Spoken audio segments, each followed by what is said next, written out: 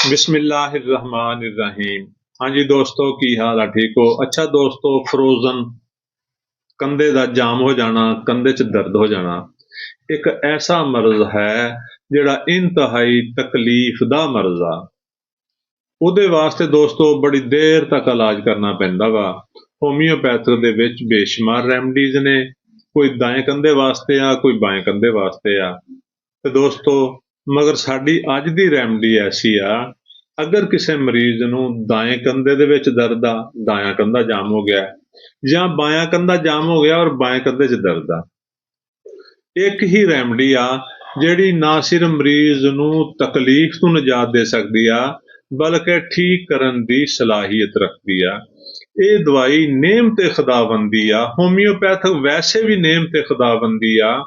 Homeopathic ਇਲਾਜ bill ਮਿਸਲ ਇਲਾਜ ਹੈ ਜਿਹੜਾ ਕਿ ਕਿਸੇ ਵੀ ਮਰਜ਼ ਨੂੰ ਜੜ ਤੋਂ ਠੀਕ ਕਰਨ ਦੀ ਸਲਾਹੀਅਤ ਰੱਖਦਾ ਹੈ ਔਰ ਮਰੀਜ਼ ਨੂੰ ਮੁਕੰਮਲ ਸ਼ਿਫਾ ਦੇਣ ਦੀ ਸਲਾਹੀਅਤ ਰੱਖਦਾ ਹੈ।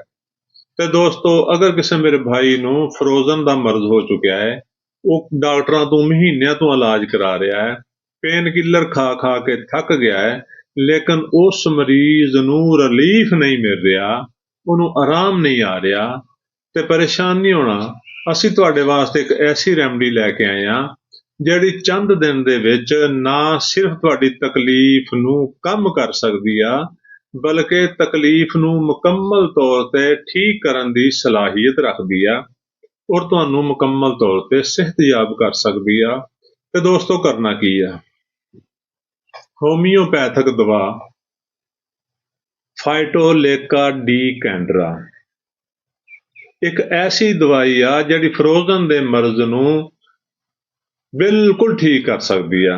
ते दोस्तों, फाइटोलेका डी कैंड्रा नूं इस्तेमाल किवें करना है? ते देखो, ड्रापर लग्या है, 5 कतरे 2 घुट पानी च पा के दिन दे विच 3 दफा पीओ। शिद्दत मर्ज दे विच इस दवाई नूं दिन च 3 दफा इस्तेमाल करो। 5 कतरे सुबह, 5 दोपहर, 5 शाम।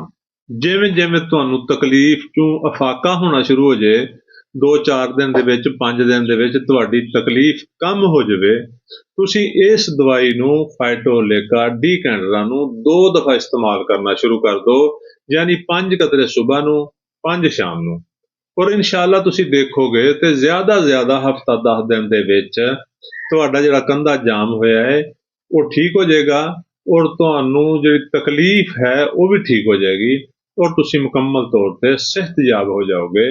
ते दोस्तों, साडी वीडियो नूं लाइक ते शेयर करया करो ताकि ये वीडियो होर लोगों तक पहुंचे, क्योंकि असीं सिर्फ खशनूदी खुदा वास्ते तुहानूं दवाई दसने आ ताकि तुसीं इहदे तों फायदा उठा सको और डॉक्टरां दीयां भारी फीसां तों बच सको। साडे अकाउंट नूं फॉलो कर लो ताकि तुहाडा और साडा राबता रहे। शुक्रिया। अल्लाह हाफिज।